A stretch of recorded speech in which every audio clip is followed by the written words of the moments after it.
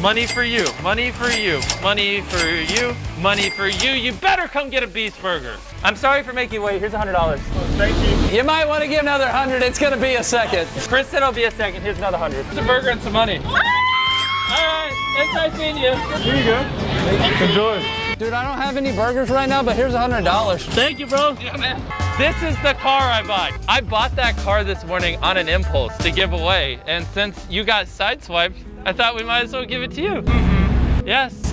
No, because I was just sitting there complaining about how I was going to get my car fixed. Thank you. No problem. Are you crying? Oh, she's going to make me cry. I don't get nothing, like, for real. I work hard for everything I got. I don't get nothing handed to me. Oh my gosh, I can't handle this. Back in 2022, MrBeast Burger was everywhere. Over 2,000 locations around the globe, serious money flowing in, and people calling it the next big fast food takeover.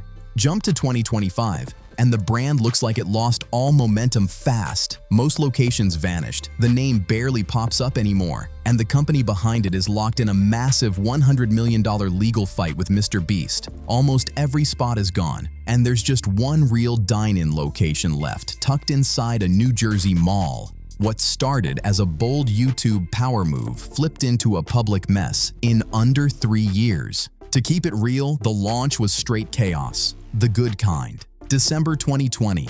Where's MrBeast Burger? How many of them do you have? Right now, we don't have any physical. We have 1,600 virtual restaurants. So you order it online and then they deliver it? Yeah, so like, let's say you own a mom and pop restaurant. You literally just sign up, go through the course, you learn how to make all the stuff on a menu, and you just order our ingredients and our packaging, and then you just flick it on Uber Eats, DoorDash, Grubhub, and you can start taking orders, and we let you keep a majority of the revenue. So it's basically like, it's a win-win for restaurants, especially when COVID first hit. It was like huge for a lot of restaurants because I was pushing it really hard back then. And like some restaurants, you were literally laying off people, and then they started serving Beastburger, and some of them doing like 10 grand a week. Everything shut down, restaurants struggling hard, and Jimmy drops a video called "I opened a restaurant that pays you to eat at it."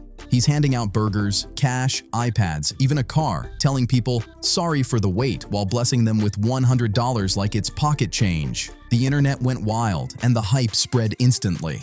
At the same time, MrBeast Burger officially launched. Over 300 locations on day one, quickly ballooning to around 1,700 ghost kitchens across multiple countries. No dining rooms, no traditional setup, everything running through delivery apps. On paper, it looked smooth, modern, and unstoppable, at least at first. Instead of building real brick-and-mortar spots, MrBeast teamed up with a company called Virtual Dining Concepts. His menu got plugged straight into existing kitchens. It's December 19th, and just ordered this, and it's 10:26 p.m. in Arizona. Ordered from the Val Vista baseline location, and got raw meat. Your local diner, a random chain spot, whoever had space, they cooked the food using Beastburger recipes.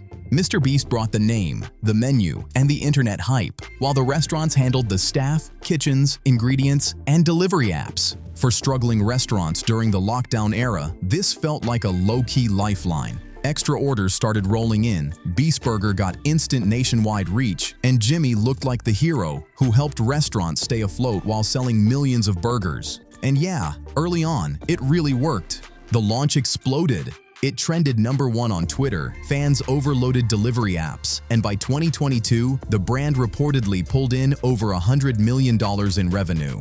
On paper, this looked like the smartest creator business move ever. But behind the scenes, this is where the fast track to chaos quietly kicked off. And this is the real issue with ghost. I investigated secret ghost kitchens, starting off with Beastburger, which according to Google Maps runs ghost kitchens out of gas stations, Thai restaurants, and even Mexican restaurants. And it turns out this was semi-true, as they were slinging Beastburgers out of all these places, even inside of a Friendly's. After this, I had Tender Shack, which is a popular Uber Eats chicken spot, and it turns out they were just making these out of an Outback steakhouse. Even crazier is that it was the same exact chicken as they were using in their kids' meal. Pardon My Cheesesteak was up next, which is a virtual kitchen owned by Barstool employees, and I saw that it was served out of IHOP, and I thought it would at least be a separate cheesesteak from IHOP's cheesesteak, but turns out to be the same exact thing. The conspiracy ran even deeper though, because It's Just Wings, a popular DoorDash restaurant, is just Chili's wings repackaged, and Conviction Chicken, a popular Uber Eats restaurant, is just Friday's wings repackaged. Even Chuck E. Cheese has a restaurant called Pasquale's Pizza that runs out of there, and spoiler alert, it's the same exact pizza as Chuck E. Cheese's. And the weirdest part of all of this is that none of the workers that I confronted seemed to have any clue that this was happening right under their noses in their very own restaurant's kitchens. Very strange. Kitchens. Here's where things really went sideways. Mr. Beast wasn't controlling the burgers, he was only controlling the vibe. And vibes don't make food consistent. Because Beastburger was cooked in hundreds of totally different kitchens, quality turned into a straight gamble. Some people got decent meals, no complaints. Others opened their delivery to find burgers undercooked, toppings missing, or food that looked nothing like the promo pics. It was like someone tried to freestyle a burger from memory instead of actually making it. TikToks started popping off, people showing the Impossible Beast-style burger looking wild, like a low-effort video game mod from the early console days. One customer even said they felt like they let their kids down after opening the bag. Thousands of people crowded the American Dream Mall in East Rutherford for a restaurant opening. YouTube star MrBeast, whose real name is Jimmy Donaldson, has more than 100 million subscribers, and now he's got a burger joint, his first brick-and-mortar restaurant. Until now, the burgers were made in ghost kitchens and could only be ordered on delivery services, so some fans traveled from far away for the big grand opening. I am absolutely stunned by the amount of people that have traveled here from cross-country, out of the country, and some have never even tried one of these burgers. Only to realize the food came out of a random convenience store kitchen. That realization hit hard. That's the real issue. Mr. Beast is the face, but the cooking was done by anonymous workers in backrooms, juggling 10 different virtual brands at once. Some YouTubers exposed locations running dozens of restaurant names from one single kitchen. Inspectors didn't even know half these brands existed, and there was no central system tracking who was operating what or where. So when people ordered Beastburger, they weren't getting a special Mr. Beast experience. They were getting someone in the back, flipping between 40 delivery tabs, rushing orders, and hoping everything came together on time. To his credit, Mr. Beast did notice the mess once people started posting photos of seriously bad-looking burgers. Jimmy would jump into the replies himself, apologize directly, and offer refunds to upset customers. He even tightened delivery zones in some areas so food wouldn't show up ice cold. But at the end of the day, he still wasn't running the kitchens. He was locked into a deal with virtual dining concepts, and his main move was damage control through public apologies. So they switched strategies. Instead of relying only on virtual setups, they opened one real location with full control. In 2022, Mr. Beast launched his first physical Mr. Beast Burger at the American Dream Mall in New Jersey. Over 10,000 people showed up. Crowds got so wild that security stepped in, and wristbands were needed just to keep things organized. Unlike the ghost kitchens, this spot actually had consistency. A real kitchen, staff trained specifically on the Beast menu, proper branding, and a legit dine-in experience. And here's the wild part. That location is still open in 2025.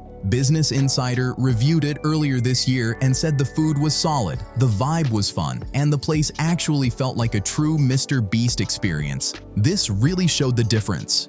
When Beastburger was under direct control, the food was actually solid. But once it was spread across faceless ghost kitchens, the experience became a total gamble. You might get a decent meal, or you might get something that clearly missed the mark by mid-2023. And by then, Jimmy looked completely fed up. In June, fans noticed something strange. His original Beastburger launch video quietly disappeared, and someone straight up asked if the brand was done.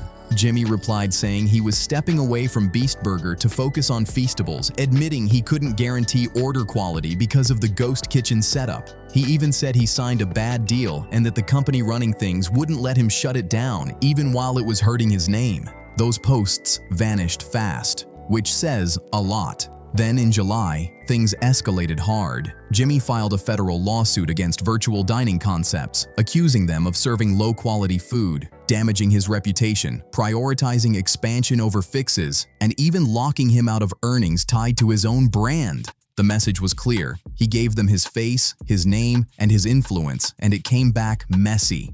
And honestly, he's got a point. Most customers don't know what a ghost kitchen is. They just see Mr. Beast's name, order the food, and end up with a cold, disappointing sandwich. To be clear, Mr. Beast wasn't personally handing people bad food. But then the plot twisted fast. Just 1 week later, Virtual Dining Concepts fired back with a $100 million countersuit against Jimmy. They claimed his public complaints damaged their company image and blew a small number of negative reviews into a massive spotlight. According to them, Jimmy tried to pressure his way out of the contract once he didn't get more ownership. They painted him as the one walking away from what they called a successful business, saying he only changed up once things didn't go his way. Now things got real weird. MrBeast is suing to shut down a restaurant with his own name on it, while the company running it is suing to keep using that same name and keep the money flowing. Meanwhile, fans are still out here ordering burgers thinking it's a fun, positive MrBeast project. Behind the scenes though, it's straight legal chaos, with lawyers going back and forth non-stop. And as of 2024 into 2025, that situation is still unresolved, hanging over the brand like a dark cloud. Even crazier, while all this was happening, the ghost kitchen industry itself started falling apart. That same Business Insider report pointed out that tons of virtual brands quietly shut down, with customers getting tired of low-effort food from mystery kitchens they never signed up for. By the end of all this, even regulators were struggling to keep up. Oversight was messy, rules felt outdated, and Virtual Dining Concepts was still holding onto MrBeast's name as one of their last big draws. The brand name was technically still alive, but the people who helped build it clearly wanted distance. The vibe shifted from hype to awkward real fast.